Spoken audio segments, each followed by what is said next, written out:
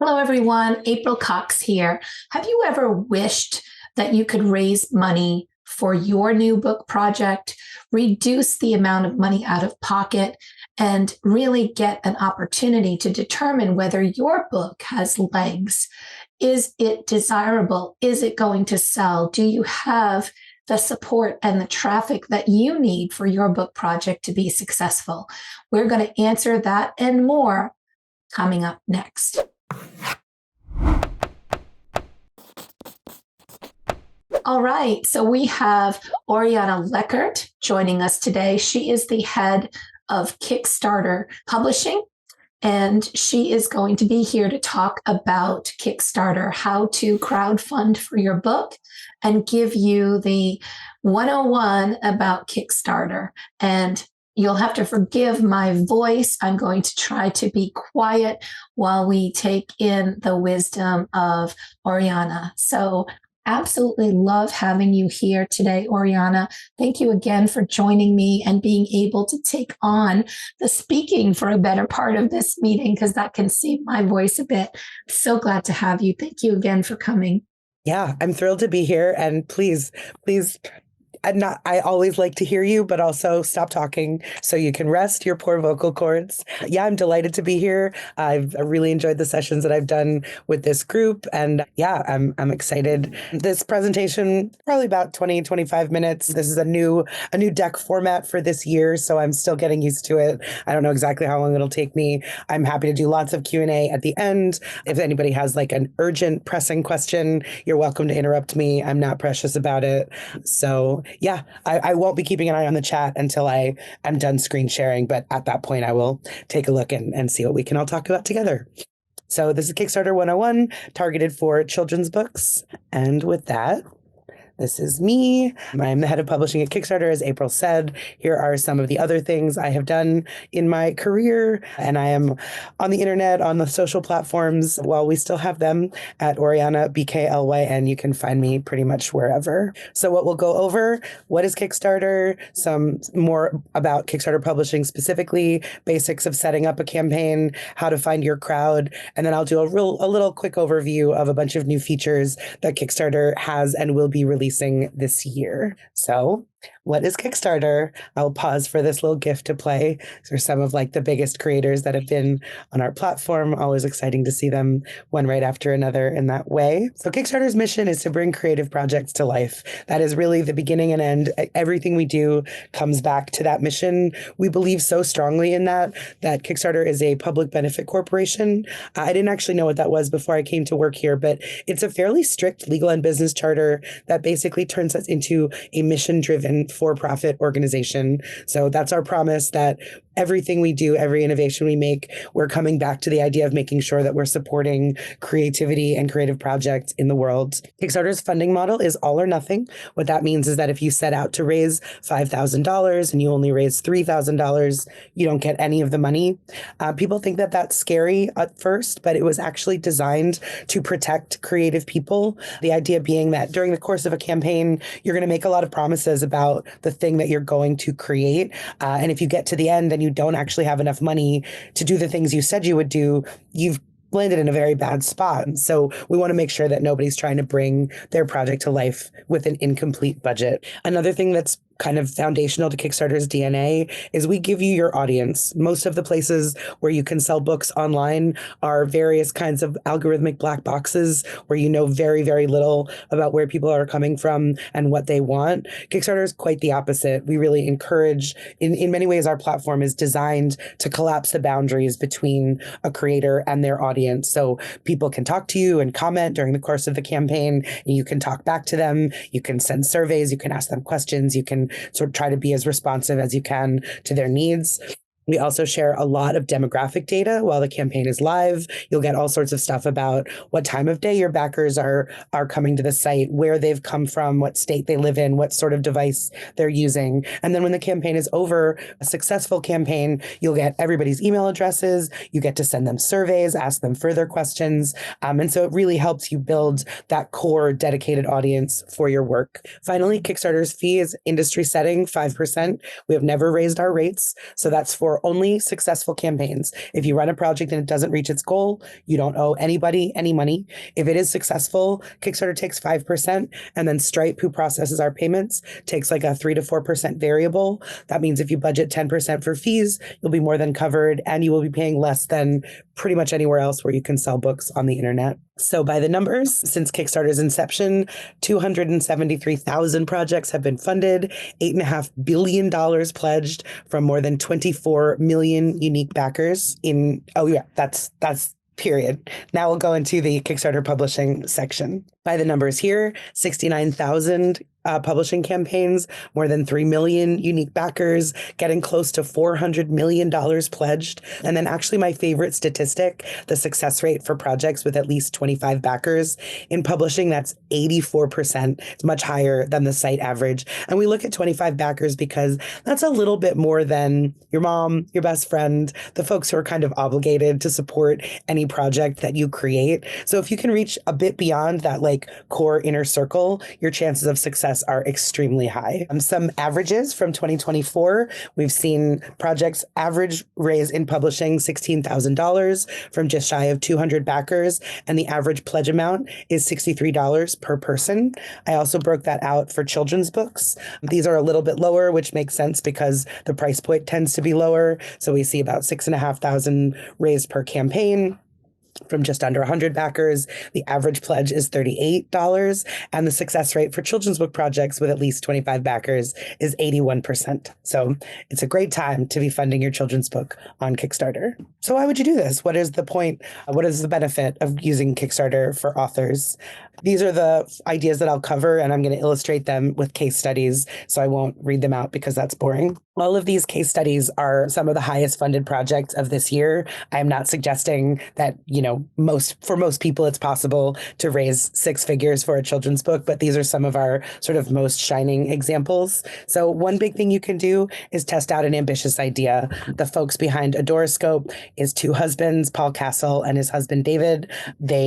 Paul is a queer blind illustrator, and so he uses special computer programming to do his illustrations, and he's very popular on Instagram. He wanted to see if there was an audience to compile all of his illustrations into an astrology-themed children's book. He was curious to see if people might want to support such an ambitious project, and as you can see, people absolutely did. He ran a really marvelous campaign, raised over $200,000 from 4,000 backers. So great success for Paul. As I've already been discussing, Kickstarter helps you connect directly with your readers. This is a group called the Bible for Normal People. This is our, I think, second highest funded children's book campaign from last year. They run a very popular podcast and I believe YouTube series, and they were getting all sorts of feedback from their listeners that what they really wanted was Bible stories for children. So they came to Kickstarter and said, the people have asked, and now we have answered. You can see they raised $160,000 from 2,600 backers. Kickstarter really helps you set appropriate print runs rather than the traditional publishing model where you do a lot of speculative guessing of hopefully 1,000 people will buy this book. On Kickstarter, you can see how many people are interested in all of these projects. So Flamingo Rampant is a queer publisher of queer children's books. They're in the Pacific Northwest. They actually funded an entire series of books. An entire season. And so the campaign, through the rewards, they were able to offer each book individually, books in groups, or the whole season. And so they were able to see not just how many people wanted one book, but each of the dozen books that they were looking to fund for the entire next season. Kickstarter helps you develop an additional revenue source. Seb McKinnon is a fairly well-known video game artist, so he makes most of his money in that way, but he realized he also has all of these children's ideas for children's books that he wanted to share with the world. So this allowed him to raise a hefty amount of money to do a run of his inaugural children's book and sell it to, I think, the children of most of the adults who really love his video game art. Kickstarter also allows you to make something brand new with IP that you already have. C is for Cthulhu is a decade-long children's book series, the cuddlier side of Lovecraft's monsters. And so for their 10th anniversary, they decided to also pair it with series of plushies after all of their characters. So we see this all across Kickstarter. Fantasy novelists will make tarot decks based on their characters. There's a YA novelist, Holly Black. She funded a card game. I've seen literary inspired chocolate bars, various kinds of games and pins and swag. So if you have characters that you love and you're working with, you can come to Kickstarter to create something completely new with them. So now I'll go over just like the high level basics of setting up your campaign page, all the different elements that you will put on it. First, just like a kind of 1, 2, 3. You're going to define your idea and identify your audience. Presumably for this audience, that idea is a children's book. And then you'll think about where the people are that you're already connected with and how you can reach beyond that. I have a whole section about finding your crowd, so we'll come back to that. But that's the very starting point. Here's the thing that we're making. Who wants to see it? Figure out how much it's going to cost. With Kickstarter, you definitely don't want to skip this step. Really do real budgeting, talk to print production houses, whoever is going to be making your book. Make sure you know your specs, your page count, your trim size, your binding type, also any rewards that you're going to be making, also shipping materials, bubble wrap and tape and envelopes and all of those sorts of things. Really have a clear understanding of how much money it's going to take you to bring this out into the world so that you can set an appropriate funding goal. Next, you'll design your campaign page, which I'll go into in more detail in subsequent slides. And then start telling your audience, start teasing what you're doing, let them know about this project. Kickstarter allows pre-launch pages, which are designed to help you collect followers. So we recommend about 2 weeks at least to start spreading the word about your pre-launch page. We see a very high conversion from pre-launch followers to project backers, and they tend to do so right away. So that helps you have a strong first day, which is good for morale, good for messaging, good for your overall chances of success. And then we recommend running campaigns for about 30 days, about 4 weeks. The majority of your action will happen like the first and last week, but we still recommend having that period in the middle. People need to sometimes see things more than once. You need to allow all of your various promotional activations to come to fruition. So don't worry, there will be a bit of a plateau period in the middle, but it's worth it to make sure that you're giving yourself the full chance of success. And then you get to make and ship all of your beautiful books. So what's on your Kickstarter page? You're going to have a video, your page itself, some rewards, and your stretch goals. So I'll go into each of those one by one. Some people feel like a project video is like, that's the bridge too far. It's the thing that keeps them off of Kickstarter. So I will say up front, you are not required to do a video.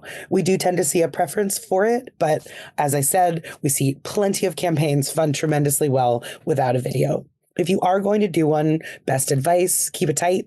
50% of Kickstarter backers stop watching after the first minute, and almost everyone else has dropped off after minute 2. So this is not intended to be a big Hollywood level production, high production value undertaking. A short, straight to camera, make sure that it's well lit, show yourself and your work if you are comfortable doing so, and let people know what you're doing and that you're excited to have their support. The project page can be as concise or elaborate as you'd like it to be. Some things to keep in mind. Make sure that your project image is exciting. It's going to pull people in.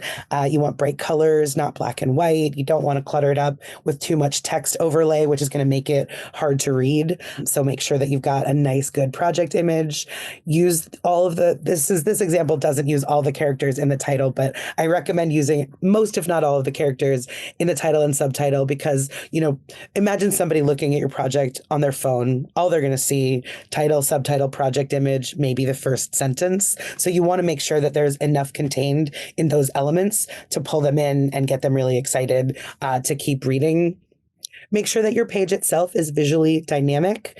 Kickstarter is on the internet. The internet is a visual medium. This is easier in children's books actually than in prose books. Put in as many illustrations as you feel comfortable with. You can do graphic headers if you like, photos of you, your children, the children who inspire you to be doing this project. All that sort of thing will help people's eye keep moving down the page. And then share as much as you like about your story. Obviously, you'll tell us what the book is going to be about, but there's a bit of a cult of personality on Kickstarter. Folks would also like to know who you are, what inspired you to do this work, any collaborators that you're working with, your timeline, your budget. All of those details are going to make people all the more trustworthy that you can do the thing you've set out to do, and also really excited to support you in bringing this project to life. Next is the rewards, which to my mind is actually the most exciting part of the Kickstarter proposition. You can really use an array of items to appeal to an array of backers. The most common backing amount all across Kickstarter is $25. That doesn't mean if you've priced it out and your book costs $30 that I'm telling you to charge less. Not at all. I'm just saying that like Kickstarter is much more about finding a large number of smaller dollar backers as opposed to more traditional fundraising, which is about finding a smaller number of deep-pocketed folks. So of course your main tier is going to be your book, and then you'll want to think about how to build above and below that. An average, especially for a first campaign, about 5 to 7 tiers. We've seen plenty of campaigns that have 1 or 2 or 3 tiers. The most I've ever seen is a project that had 100 different reward tiers. I absolutely do not recommend that you do that. The more tiers you have, the more people you can entice, but also the more complicated you're going to make your life when it comes to fulfillment. So definitely keep that in mind. And then really, really think beyond swag. A lot of people assume that rewards means making a lot of t-shirts and tote bags and mugs and things of that nature. That is absolutely not. It's a great way to ruin your life, frankly. And it's not even the kind of thing that people really want. It might be the next slide or 2 more, but I have a whole rewards brainstorm at the end of this. But really what you want to think about is what you can pull out that's part of or adjacent to the work that you're already doing that's going to make people all the more excited to support your work. For children's books, we see a lot of sticker pages, coloring pages, educational resources. For books more broadly, we'll see people write deleted scenes or notes from the field, soundtracks.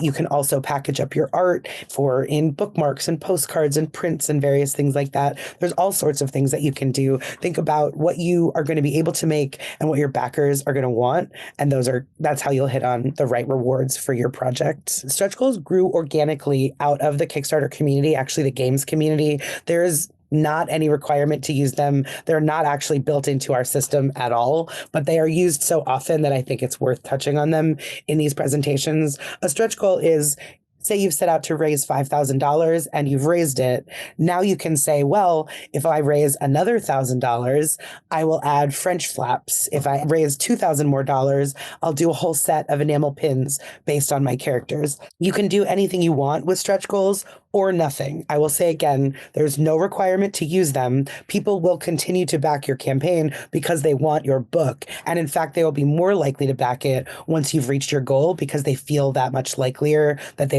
this will actually happen.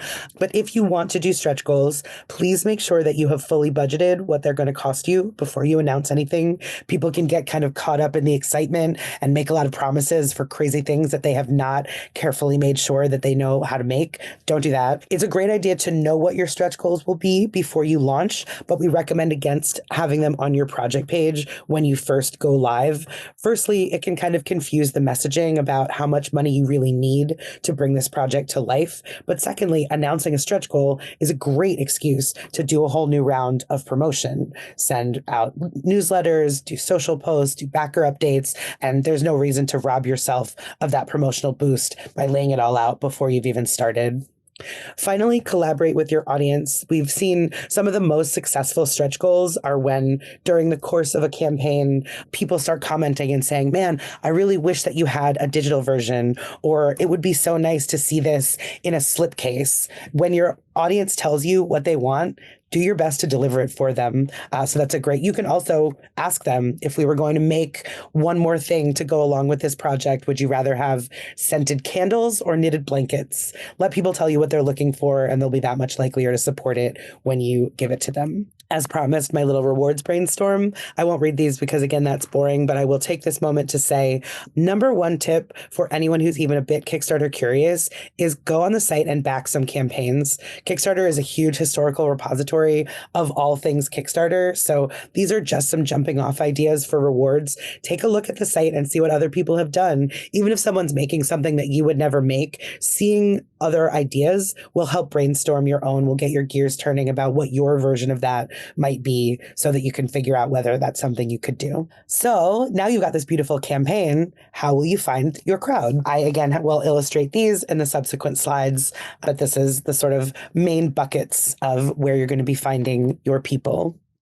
Obviously, you'll be starting with your existing audience. That means before you launch, you want to make sure that your newsletter, all of your email addresses are up to date, that you've got a strategy for your social following, for your YouTube channel, your podcast audience, all of these sorts of things. This is the audience that already has told you that they want to be communicated to about the things that you're doing. So make sure you have clear and direct lines to all of them. You're going to definitely get a boost from being on Kickstarter. We track in your creator dashboard what percentage of your backers are coming through the Kickstarter audience and which are coming through your own efforts. For a publishing campaign, we see about 20 to 30% will come through the Kickstarter ecosystem. Sometimes it can get much higher, but that's a good average. So that's not nothing. You're definitely going to be growing your audience just by nature of being on the platform. But I will say again, that's not everything. You can't just sort of launch a campaign with no promotional strategy and wait to be showered by magical internet money. Unfortunately, that's not really how it works here. So you will need to make sure that all of your outreach and all of your audience will be brought to bear first. And then our platform will help elevate your project to people on the site who just don't know that they're your fans yet. Next category to get beyond these audiences is signal boosters and amplifiers. This can be influencers, it can be reviewers, it can be anybody who has an audience that is adjacent to yours, not even necessarily bigger. This is also great to coordinate as much of this as you can in advance. See if there are other folks in your space who will be willing to share your project. You can also see if there are other people with currently live Kickstarter campaigns who would be interested in cross-promoting through their backer updates and sharing their audience with yours. Anyone who can boost what you're doing is a great one for this category. Traditional and new media, absolutely worth making some efforts for. I would say a press release to a targeted list of children's book writers is a great idea. It's not so much X person runs Kickstarter for Y book is not itself a really exciting hook. So think about what makes your book unique and different, which people might be most interested in writing about it or doing an Instagram live on it or a TikTok or anything else like that. Think about all of those avenues and how you might approach them. Again, as much of this as you can set up before you launch, the better off you're going to be. And then finally, a word on performance and digital marketing. This is paid advertising, typically on Facebook, Instagram, Reddit, Google, YouTube, things like that.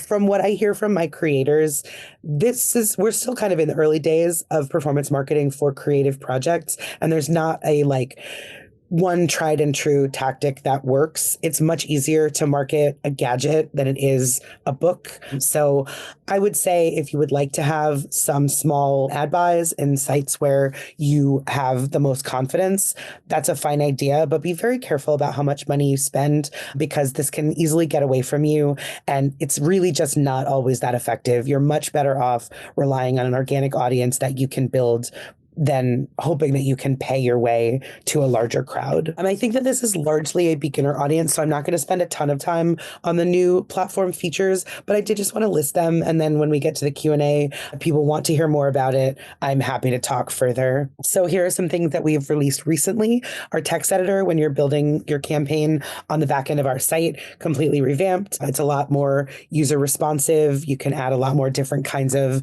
embeds, GIFs, and Spotify tracks and various things like that. We've expanded our pre-launch pages, which I talked about. They used to just be title, subtitle, project image, and a button that said follow. Now we're allowing much more copy and imagery and things like that. You can reveal as much or as little as you want. Some very effective pre-launch pages still just have one image that says something cool coming soon. Others will go a lot deeper into details about their story. A big sort of shift is we've released late pledges the end of last year. What this means is that after your campaign closes, people can still keep pledging for your items. In order to make sure that this doesn't undermine the sort of all or nothing, now or never functionality of Kickstarter, we strongly recommend that you charge more for any tiers that you allow to continue into late pledges and that you don't offer everything that you did during the course of the campaign. So one or two things for another. Honestly, we see the strongest impact of late pledges in the week, 2 to 7 days after your campaign closes, because you've had this big push at the end of the campaign And some people are just clicking on that tweet or opening that newsletter tomorrow. And so you want them to still be able to support your project. That's how we recommend using that feature. We've streamlined our backer surveys, making it easier for you to ask questions of your backers and for them to tell you all the information that they need. And we just released Kickstarter Learning Lab, which is a series of videos, checklists, and other resources that our marketing team spearheaded to sort of take all creators through every step of the crowdfunding journey. It's very broad. It is, Kickstarter has 25 creative categories. So I would say a lot of the tips in there will be very helpful, but not everything is really geared toward books or children's books, but for sure worth checking out. And I'm happy to drop that link in the chat when I stop screen sharing. What's coming next for this year? Pledge management, which is a lot of the sort of like post-campaign surveys and logistics and various tools for fulfilling your orders. That's never been done on the Kickstarter platform before. So we're rolling out in pieces our own native pledge management services all year long. I think just this week or maybe next week are releasing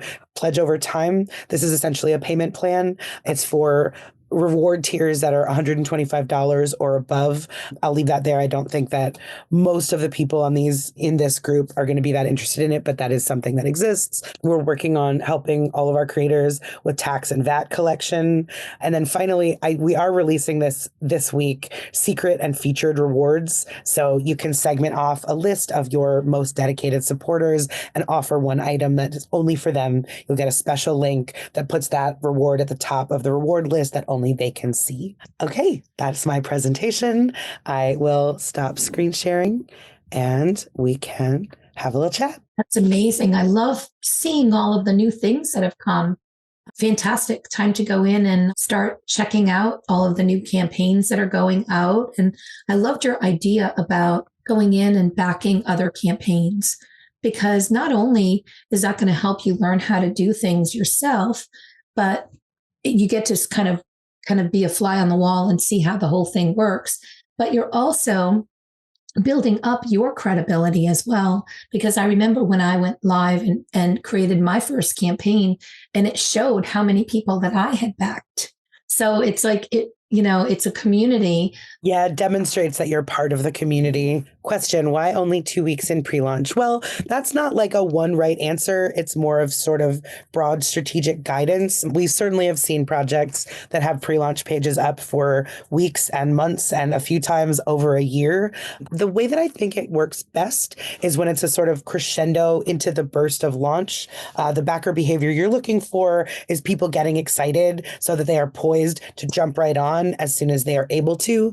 If you leave your pre-launch page up for weeks and weeks, that enthusiasm will likely wane. That doesn't mean that people won't jump on, but I think you lose that sort of like intensity. On the other hand, some people are starting at this point to say, I'm launching sometime this summer, and they will wait until they hit a certain number of pre-launch followers before they go live. So there aren't really bad tactics here. That's just kind of the general guidance. How much money do you have to invest? Well, you don't have to invest any money. I mean, it's free, there's no costs to use Kickstarter other than the platform fee at the end. There are some things that might cost you money along the way, such as maybe getting samples of your book so that you can photograph them for your project. We talked about performance marketing, which is paid advertising, but generally Kickstarter is a free site that anybody can use. So there are not really investment costs to factor in upfront. I mean, maybe I just said everything that is possible to know about Kickstarter in my little 20-minute presentation, but I feel like that's unlikely. So what are people doing if they're not doing like little animations of their characters? Are they just reading the book? Are they just showing pictures? You mean for the project video? Oh, yeah. It's usually, just like a quick, hi, I'm Oriana. I'm writing a book about shea butter. I really hope that you'll join me on this journey. Let me tell you all about it. That's all you have to do. I've seen some really good ones. So that's why I'm like going, yeah. Some people have. For sure. I mean, I wouldn't say, I wouldn't prevent somebody from doing a more involved video, but I don't think it should be a deal breaker. As I said, there are tons of campaigns that fund with no video, with very short, simple videos. So really it's, what you and your resources and your talents can bear should be totally fine. Is the goal setting based on back cost analysis? For example, if your print cost is $15K plus your illustrator and editor fees, say total of $20K, does that become the goal? Yeah, I mean, exactly right. As with making any budget, you're going to figure out what all of your costs are going to be and then set that as your goal.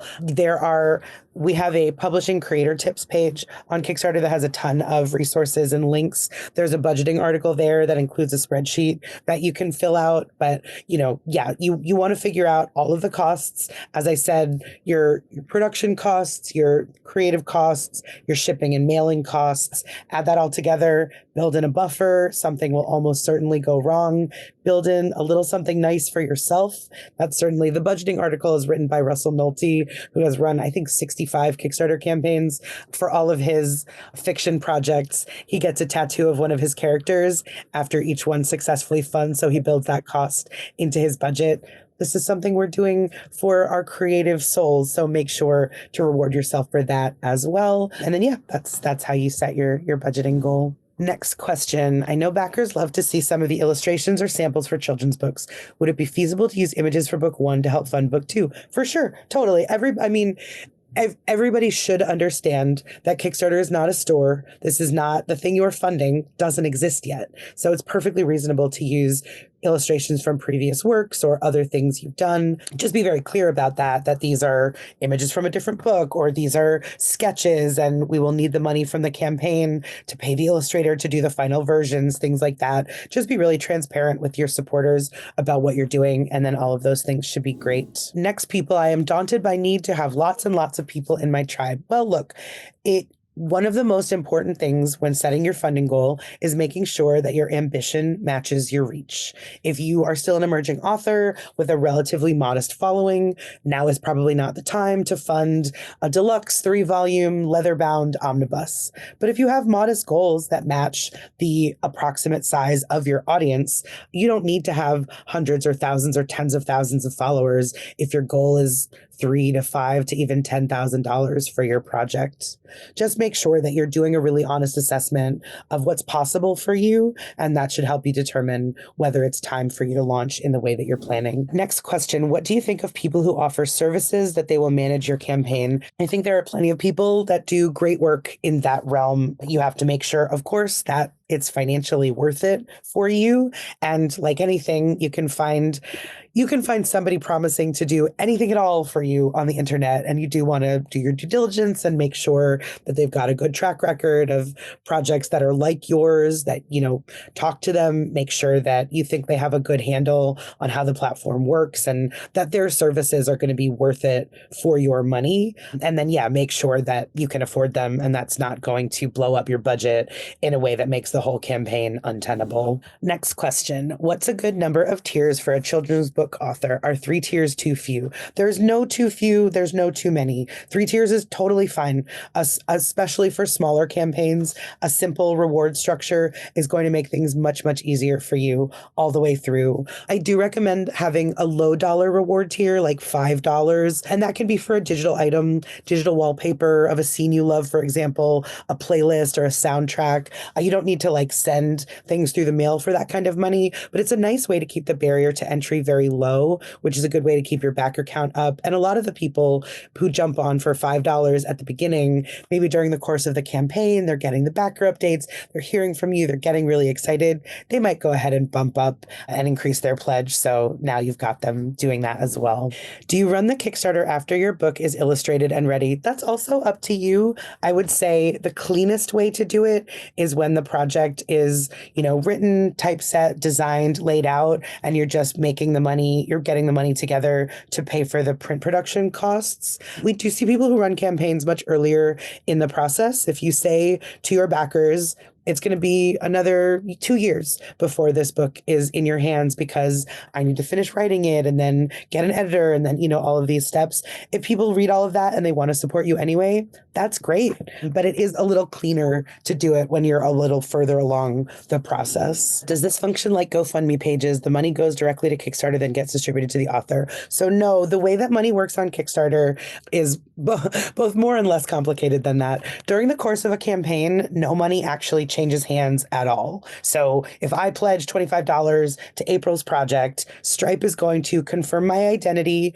make sure that I do have access to that bank account and that it has at least $25 in it, but it will not be touched. No money will move at all. So if the campaign comes to the end and it hasn't reached its goal, no money changes hands at all. No money needs to be refunded because nothing moved in the first place.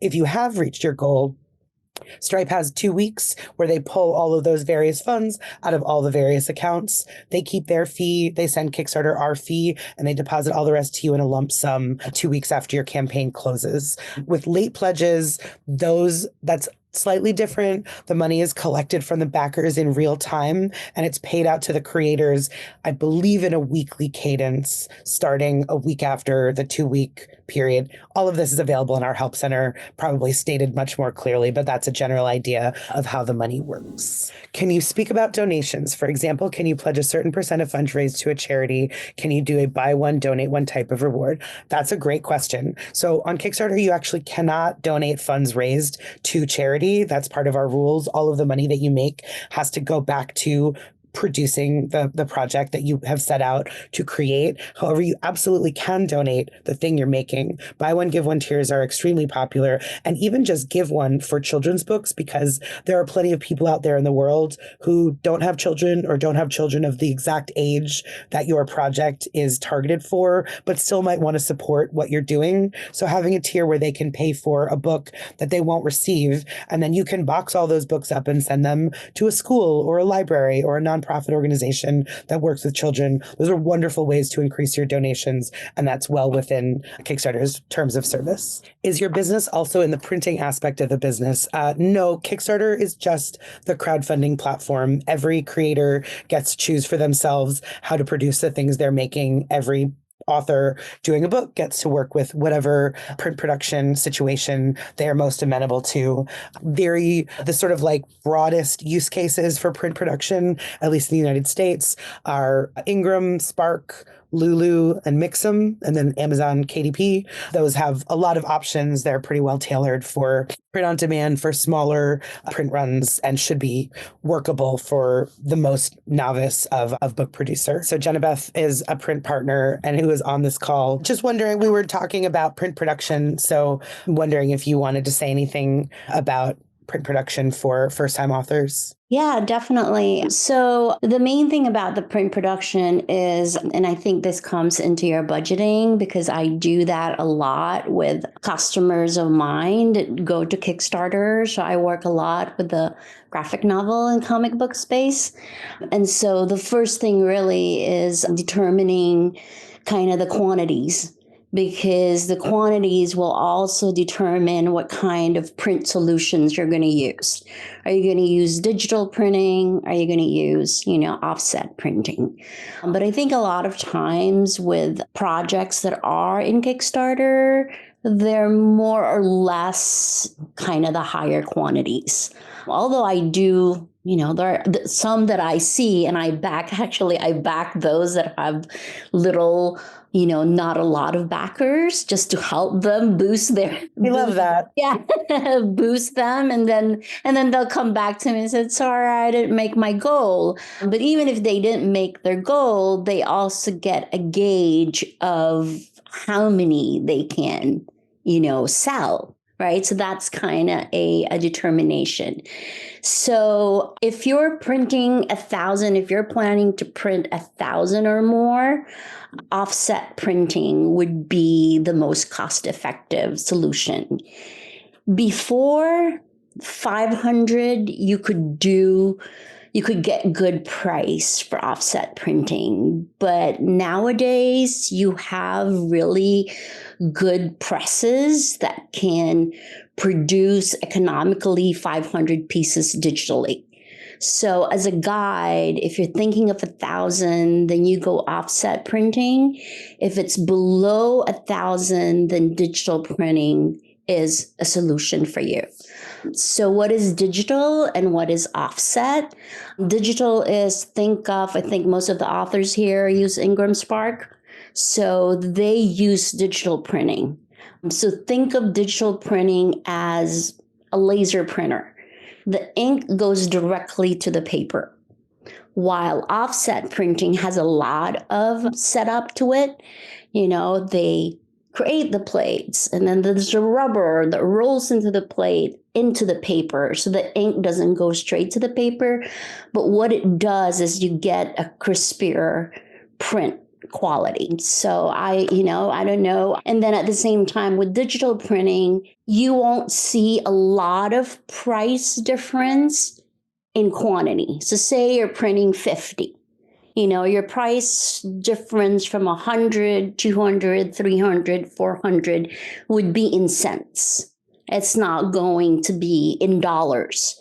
But with offset printing, if you start at 1,000 and then you get to the 2,000, you're probably going to see $2 or $3 less. There's more economies of scale with an offset printing. Thank you, Jenabeth. I put your contact info into the chat too. So if people want to get to know more about costs for printing so that they can do the budgeting, whether it's for Kickstarter or for an upcoming project, they'll be able to reach out. That's great. Thanks, Jennifer. You mentioned that charitable gifts Kickstarter wasn't capable of. The books that I'm writing are going to be owned by my foundation, which will be on a pathway to become its own 501c3 not-for-profit. In the interim, I will be covered under a fiscal sponsorship of a different 501c3 that I can effectively, for lack of a better term, partner with in order to get the tax benefit for people who are purchasing the book. So if a nonprofit is running the campaign, that's fine. What you can't do is say, we're raising $10,000 to go to the general operating expenses of this charitable organization. Whatever you're raising, the costs need to go toward the production of your item. You can't, people have said we want to donate a percentage of our proceeds to charity, that sort of thing. That's what we can't allow, but a nonprofit themselves can run the campaign, no problem, or a fiscal sponsor.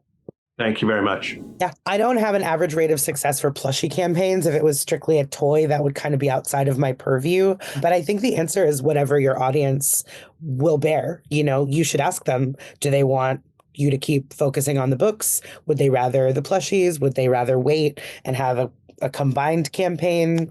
Kickstarter is all about figuring out who's in your crowd, knowing what they want and giving it to them. So I would work with them on that to see what people are most interested in. Depends on you and your bandwidth and your team. It doesn't take that long to write your copy, but you'll be thinking through your rewards. You'll be working out your budget and your goal, setting up all of your promotional strategies and plans. It really just depends how quickly and easily those things you can do those things among all of the many other certainly things that are capturing your time and attention in your life.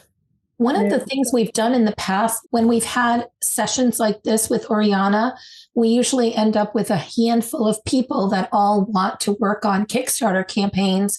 So we do a little work group and we meet once a week and we just kind of work towards building it up. So if people are interested in doing something like that, it's certainly something we can bring back. And that way you get a little bit of hand holding, and people like Sarah, Catherine Frey, who does design work, Holly, others, to be able to help you create some of the visuals, or help somebody who's good with finance and the budgeting part of it to help you work through those things. That way you get a little bit of the hand holding, because we're all about making things simple and giving you the hand holding you need. So that could be something that we can do if there's enough interest in it. The question says, you mentioned a third party handling data and collections. So I'd just like to clarify that. Stripe processes our payments. That's the entirety of what they do. It's not any data outside of that. Stripe is a massive payment processor. Their whole business is moving money around the internet. So Kickstarter charges 5% and Stripe charges a 3 to 4% variable based on where the specific bank accounts are for your specific campaign. So that is an additional fee, additional 2 hours. That's why I said if you budget 10% for fees, that's more than you'll need, and there won't be any surprises.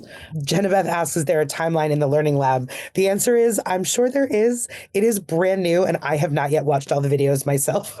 So I don't know everything that's in them. I'm sorry. There's not that much. You can't add like backgrounds and like every Kickstarter campaign pretty much looks like a Kickstarter campaign. So in that sense, yeah, there's not, the variation is in your words and your pictures and the thing you're making, obviously, but there's pretty much just like, here's the box in which you put your copy. Here's the box in which you put your rewards. That's when you're building your campaign. That's for everybody. Yeah, it's not as hard as you might think, especially once we walk through it together with an initial. It's like, oh, okay, that's not terrible. And if you're okay with Canva and you're learning that, then you can absolutely jump in and take care of creating a Kickstarter campaign. Thank you all for so many great questions. This was a great session. Thank you so much for being here. And for those of you that are here that are interested in doing like a little Kickstarter community or little work group, I will be sending out a question about that in the upcoming email blast. For those of you that want to raise a hand and say, yes, I want to be part of it, is if I've got enough interest, I will certainly pull it together. So don't forget to respond to that or drop me an email and let me know. April, such a pleasure hanging out with you as always and meeting all of your very impressive authors in your group. I really hope you feel better soon. And everybody have a marvelous night.